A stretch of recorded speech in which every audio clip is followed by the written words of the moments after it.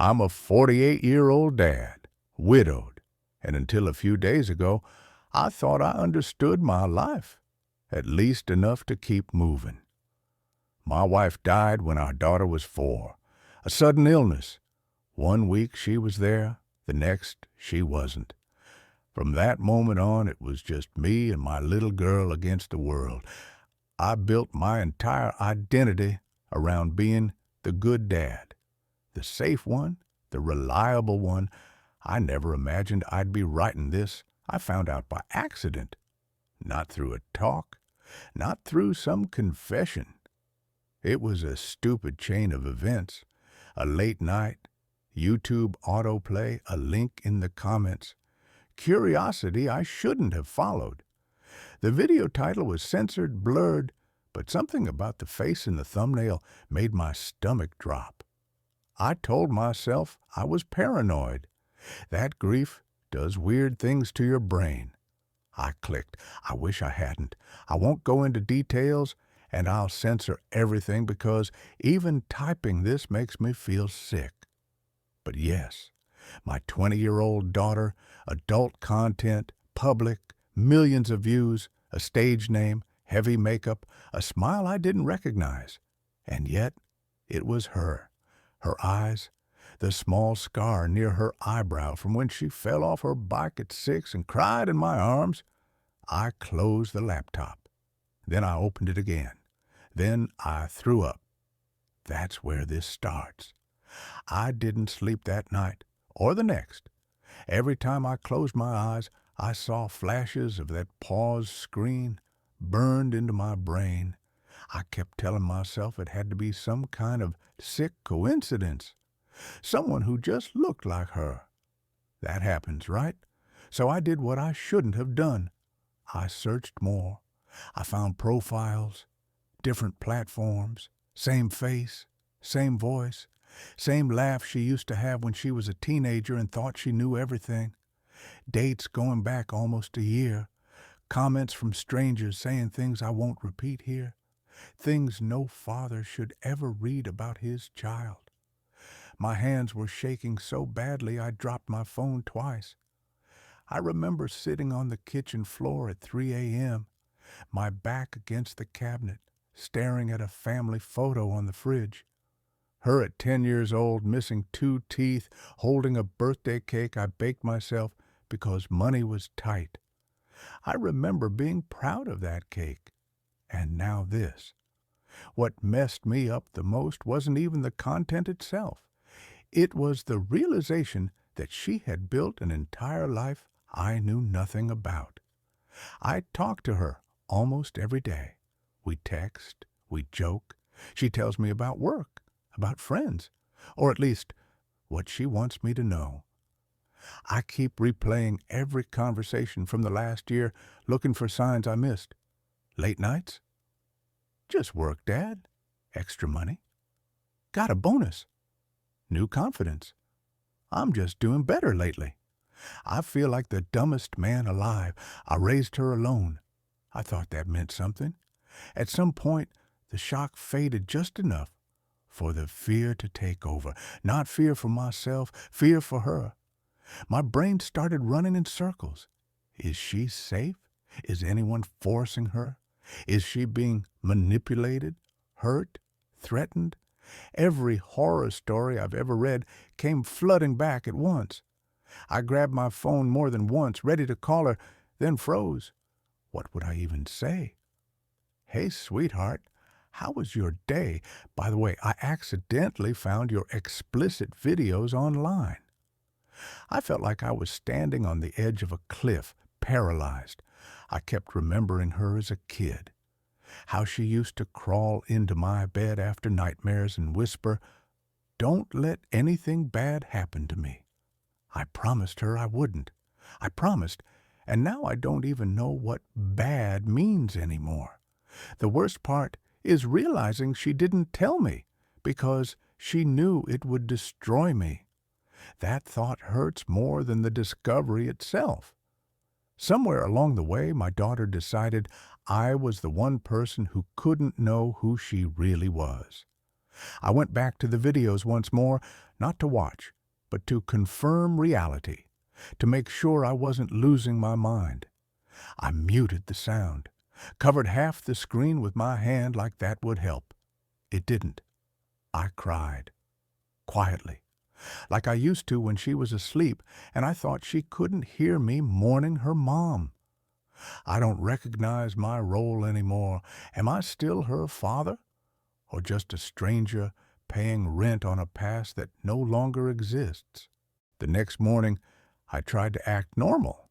I made coffee, burnt it, poured it out, made more, sat at the table staring at nothing while the sun came up like it didn't care that my world had collapsed overnight.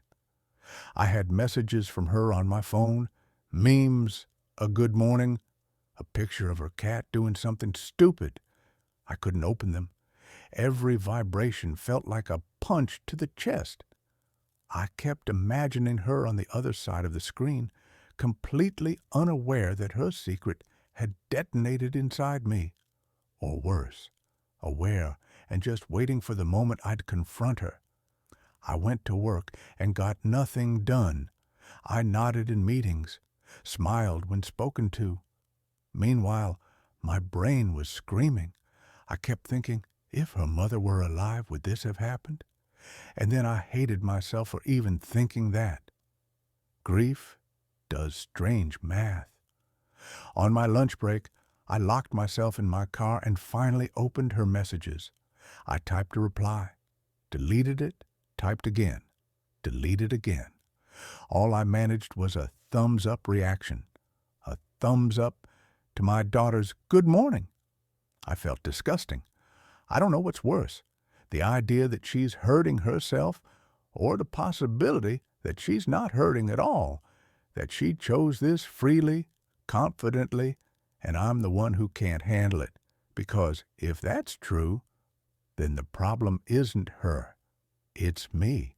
And that thought terrifies me more than anything else.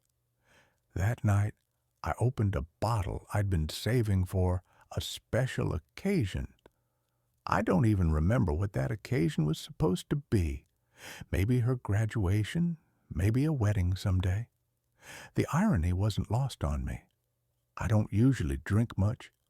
One glass turns into three when you're trying to drown thoughts that don't know how to shut up.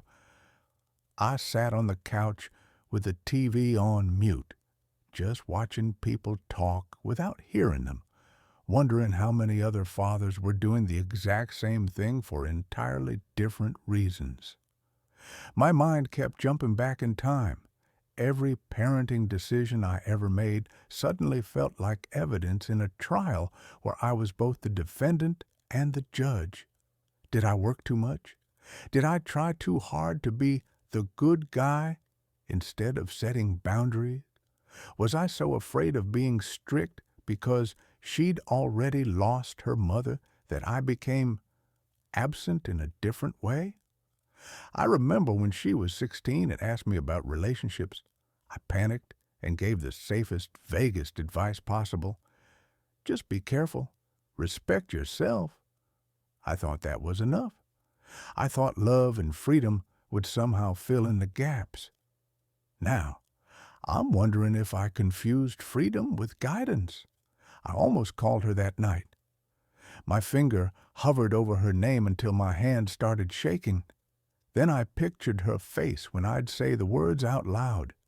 The embarrassment, the anger, the possibility that she'd shut me out completely. So I didn't call. Instead, I sat there blaming myself for being too weak to protect her and too cowardly to face her. I don't know which one hurts more. I hit a point where my own thoughts became louder than everything else. That's when I realized I wasn't okay. Not sad, but functioning okay. Not I'll sleep it off okay. This was something heavier. Something I didn't trust myself to handle without breaking. I stayed home from work and spent the morning pacing between rooms like a ghost haunting his own life. Every object reminded me of her. Her shoes by the door, A mug she bought me as a joke that says, "World's okay as Dad." That one hurt the most. Around noon, I did something that made my hands sweat more than finding the videos did. I looked for a psychologist.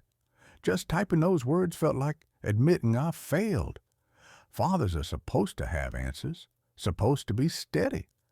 I raised her alone after her mother died. I told myself that meant I was strong enough for anything. Turns out, I'm not. I booked the appointment without telling anyone. I stared at the confirmation email for a long time, half hoping I'd cancel it, half hoping it would save me. The session is next week. It feels impossibly far away. She tried to call me that evening. I watched my phone light up with her name and felt my chest tighten like a fist closing. I couldn't answer. I didn't trust my voice. I didn't trust my face. I was afraid she'd hear something in me that would tell her everything before I was ready. A few minutes later, she texted, "Hey, did I do something wrong?" I broke down completely after that, because I don't know how to explain that she didn't do something wrong. I'm just afraid I did everything wrong. And I still don't know how to talk to my own daughter without losing her forever. The days after that were a blur. I went through the motions, work, meals, chores, but everything felt hollow, like I was watching life through someone else's eyes. Every little noise in the apartment made me jump, half expecting her to walk in while I was lost in thought, half expecting her to look at me the way she used to as a little girl when she needed reassurance and I had to be strong. I tried talking to myself, literally out loud. "It's okay, you're okay, she's okay." But my own voice felt empty. I knew it was a lie, and that terrified me more than the truth. I kept thinking about the life she could have had. College trips, family holidays, learning to drive, falling in love, the normal things I thought I'd get to guide her through. And instead, this. A life built around something I can't accept and can't change. I keep picturing her sitting in front of a camera, smiling at strangers for money, and I feel powerless. I've tried to distract myself with work, with TV, even cleaning the apartment obsessively, but nothing works. Every time I close my eyes, I see her face. Not her face as she is now, but flashes of her childhood, her laughter, the tiny moments I thought meant I was doing okay. And every time I hear myself asking, where did I go wrong? What did I fail to teach her? What kind of father lets this happen? I know she's an adult. I know she has the right to make her own choices, but that doesn't make the emptiness go away, and it doesn't stop me from feeling like I somehow failed her mother, and failed myself all at once. I couldn't take it anymore. The silence was suffocating. So one evening, I did something I swore I'd never do. I called her. My hands were shaking so badly that I almost dropped the phone. My voice cracked before I even said her name. "Hey, can we talk?" I mumbled. She sounded cheerful at first, the way she always does when she thinks everything's normal. But I couldn't hold back any more. "Look, I know about your work," I said, my voice barely above a whisper. The words felt wrong as I said them, like I was shattering the air between us. There was silence on the other end. I could hear her breathing. I found the videos," I added, my chest tightening so much I thought I couldn't breathe. Finally she spoke. "Dad, you shouldn't have looked," she said quietly, almost accusingly. I felt a lump in my throat. I didn't mean to. I stopped. How do you explain the terror and heartbreak you feel when your own child is living a life you never imagined? "I'm scared for you," I admitted. "I don't know if you're safe. I don't know why you're doing this." My voice broke completely, and I could feel tears running down my face. There was more silence, and then she finally said softly, "Dad, I'm okay. I'm making my own choices. I didn't tell you because I knew you'd react like this. I didn't want to hurt you." And that cut deeper than anything else, because I realized she had been protecting me, not herself. And yet I was still terrified, still heartbroken, still blaming myself for everything. I ended the call shaking, feeling more powerless than ever.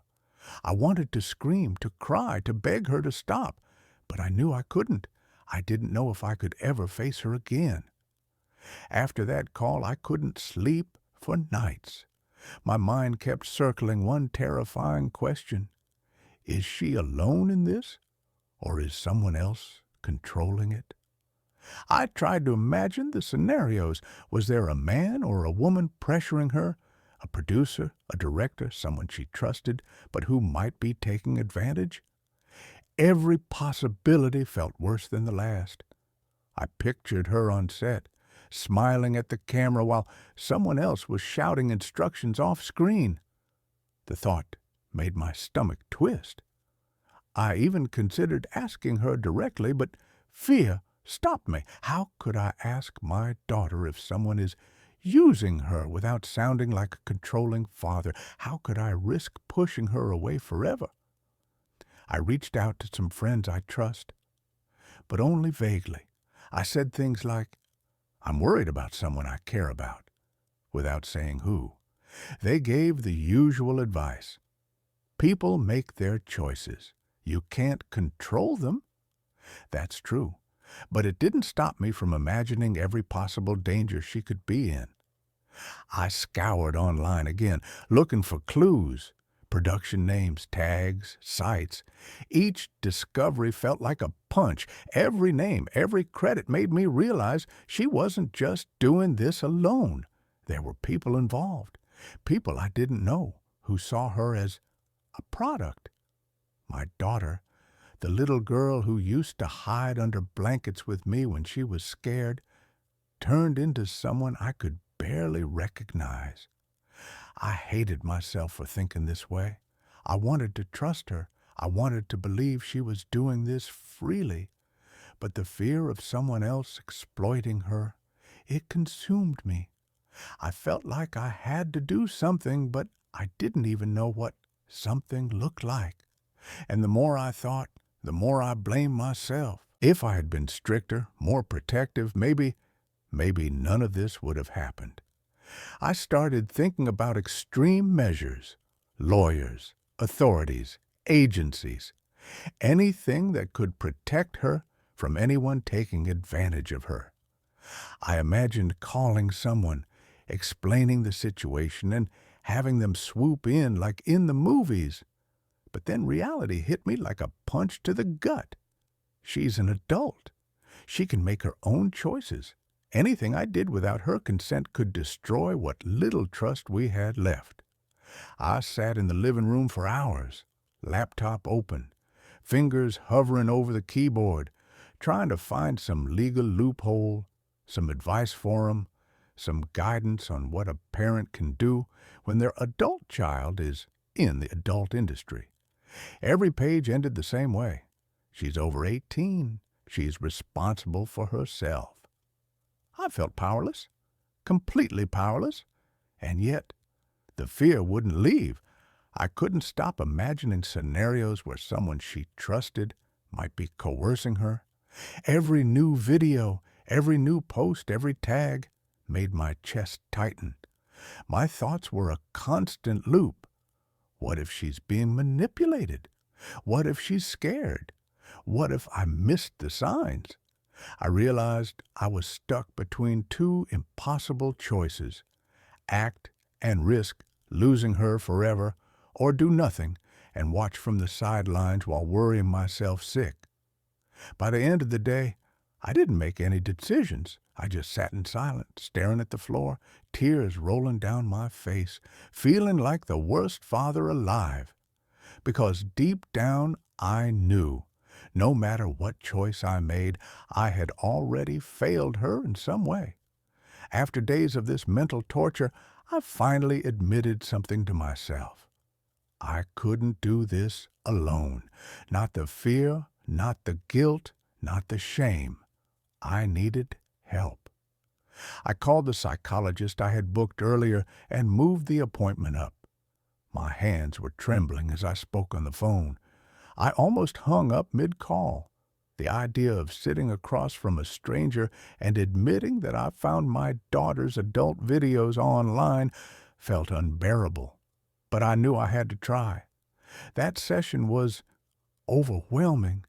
I spent hours just crying, talking about my wife, my daughter, my own failures, and everything I was afraid to admit even to myself. The psychologist didn't judge. They just listened. And that listening, it was the first relief I'd felt in weeks. We started talking about boundaries, about coping strategies, about separating my fear from her autonomy, about how to care for someone and still respect that they are an adult capable of making their own decisions, even if those decisions hurt me. I left the session exhausted but slightly lighter, like I had lifted a weight, only to realize there was still more on my shoulders. But it was a start. Even as I started therapy, though, I couldn't stop thinking about her being with other people while I had no control, about whether she was truly okay, about the possibility that I had failed to give her the guidance she needed, and that fear never really goes away. Therapy helped, but it didn't erase the fear or the guilt. I kept replaying the call we had, her voice calm, almost distant, and my own voice breaking. I wanted to talk to her again, really talk. But the thought of seeing her face, looking into her eyes and asking the questions that were eating me alive, it terrified me. I kept imagining what would happen if I confronted her in person. Would she get angry, cry, shut me out completely? Could I even handle it if she laughed at me? Or worse, if she told me to stay out of her life? Every scenario ended the same way. Me, broken, feeling powerless. And yet, I couldn't stop thinking about it. Every day I asked myself, should I tell her I worry about who she works with? Should I ask if she's safe? Or do I stay silent and just hope for the best? The self-blame was relentless. I kept going back to her childhood, remembering times I thought I had done everything right. Helping with homework, teaching her to ride a bike, staying up late when she was sick. And now, all of that felt meaningless, like I had failed her in ways I couldn't fix. I started to believe that maybe this was all my fault, that if I had been a better father, stricter, more involved, more present, none of this would have happened. The thought haunted me day and night. I don't know how to reach her. I don't know if she'd listen. And I don't know if I can ever forgive myself for the role I think I played in this. 4 months passed. 4 long months filled with constant fear, guilt, and sleepless nights. I tried to work on myself, going to therapy, trying to manage my anxiety, but thoughts about her never went away. Every day was a struggle between wanting to intervene and being terrified of completely ruining our relationship. Then one day, a letter arrived, handwritten. Her handwriting immediately took me back to her childhood, when she used to leave me little notes with drawings. I opened the letter and started reading. My heart was pounding so hard I thought it might burst out of my chest. She wrote that all the videos I had seen were filmed exclusively with her boyfriend. They were both consenting and supporting each other. Then she revealed that she was pregnant with his child and assured me that she was doing well. She had money, was planning her life, and would never make adult videos again. She apologized for not telling me sooner. She said she had been afraid of my judgment and just wanted to protect our relationship. I sat there rereading the letter several times, hardly believing my eyes. My heart, which had been weighed down by fear and guilt for months, finally felt a little lighter. I picked up the phone and called her. "Hi, sweetheart," I said, trying to steady my voice. "Dad," she replied softly. I took a deep breath and said what I had been feeling all this time. "I forgive you, and I'm looking forward to seeing both of you soon, with your boyfriend, too." In that moment, for the first time in 4 months, I felt relief. The fear eased, and the guilt was replaced with a love that had never gone away.